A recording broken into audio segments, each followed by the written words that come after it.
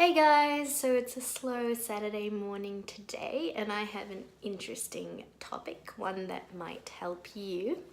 How to get over someone. It can be a friend, like you could have broken off a really strong friendship, or you could have broken up with your boyfriend or girlfriend, or it could be for an object like precious earrings.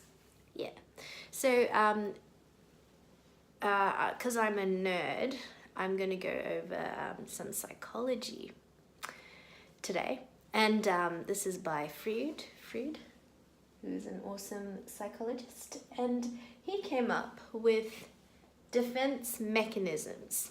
So the first one is repression. The primary defense mechanism and an unconscious process whereby unacceptable impulses, feelings, thoughts are barred from consciousness, e.g., memories of sexual abuse in childhood. So this is when you repress all those feelings, like unwanted feelings that you have. I normally don't do that. I actually remember everything and I keep it because it makes me strong.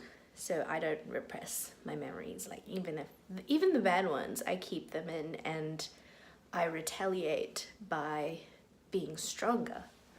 Who am I kidding? Like sometimes that makes me weak, but when I bounce up, that makes me strong. Yeah.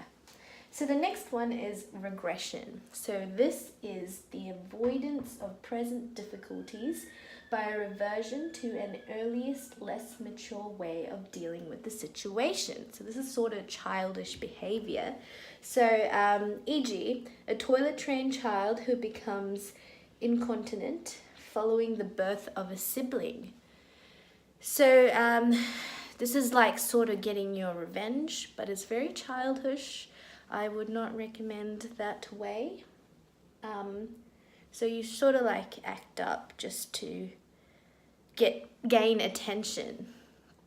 Actually, which is what I sort of did with my Facebook posts. I sort of like post all these weird things just to get attention. And I kind of made myself the victim to get all the attention. But I was pretty childish.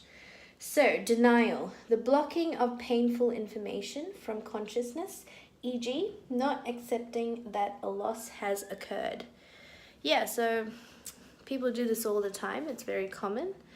Like when I lost my earrings, I was in denial. I was like, yeah, a friend is going to reimburse it. Don't worry, like one day he'll reimburse it. Nah, he probably wouldn't.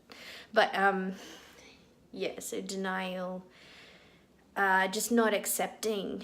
I think I do that a lot with people when they say stuff that I don't accept. I ignore it and I just filter all the negatives and I look at all the positives, and sometimes that's a bad thing because you look over things and you find that you miss out on the main point of the message.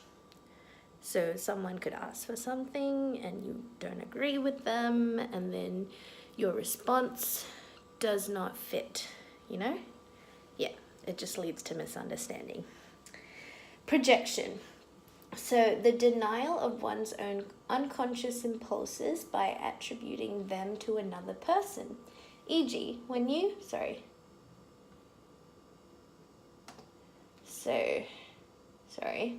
E.g., when you dislike someone but believe it is the other person who does not like you.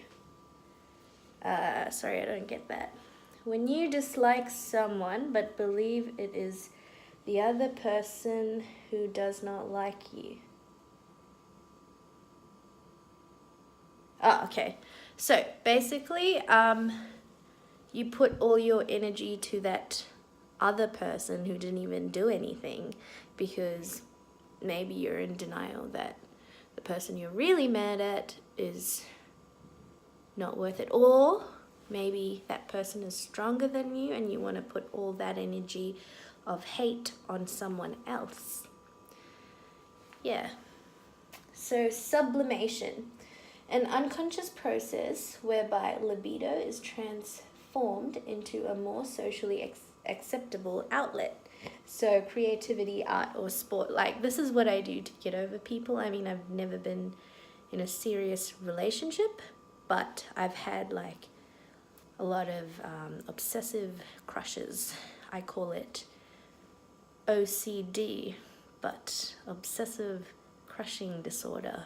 It's a new form of OCD, and this is when I obsessively crush over a guy, and I do all sorts of weird shit, and then I think stuff in my head like we're a couple or something, and then when I get closure, well, actually I use them as my muse, so that's where the sublimation comes. Like, even though they don't want anything, I use them as a creative outlet. Like, I get inspired by them to do my music videos, to do my vlogs, to do my hair, to do my makeup, to do everything.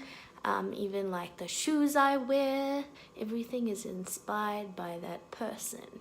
And it's good because it's like a creative outlet that I can use, and it's always worked well for me because I do better when I have someone not to look up to, but someone that inspires me, that motivates me to do creative things.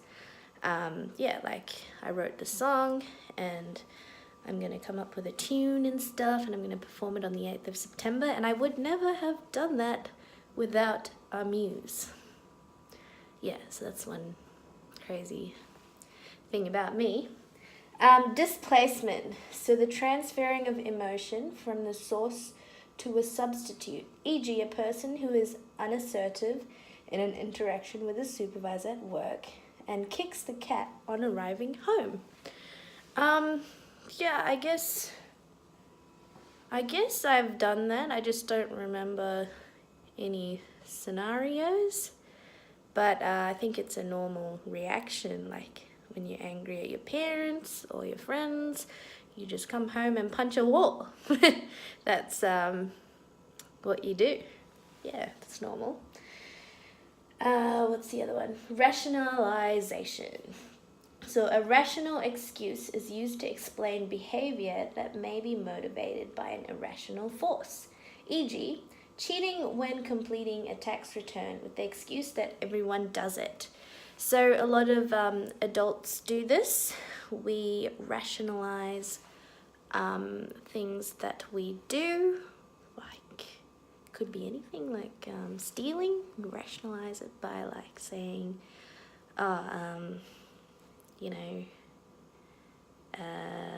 yeah, I've got nothing for that. Don't steal. Or like when you drink, you rationalize it by saying, yeah, I just need to escape reality. Everyone does it. Like, I'm young, I need to live my life, even though it's gonna harm my organs. Yeah. So that's cool. And intellectualization and isolation. Feelings are cut off from the event in which they occur, e.g. after an unsuccessful job interview, the person says, I didn't really want the job anyway. Yeah, so this is just a coping mechanism. So like, if you don't get something, if you don't get that, I don't know, boyfriend that you really want, you rationalize it, I guess, or you isolate. Well, you just say, oh, that's okay, I'll find someone else. They're not worth it. That's what I always say. They're not worth it. You're better than that. And then now there's reaction formation. This is the one that I hate, because developing a personality trait that is opposite of the original unconscious or repressed trait, e.g. avoiding a friend's partner because you are attracted to that person.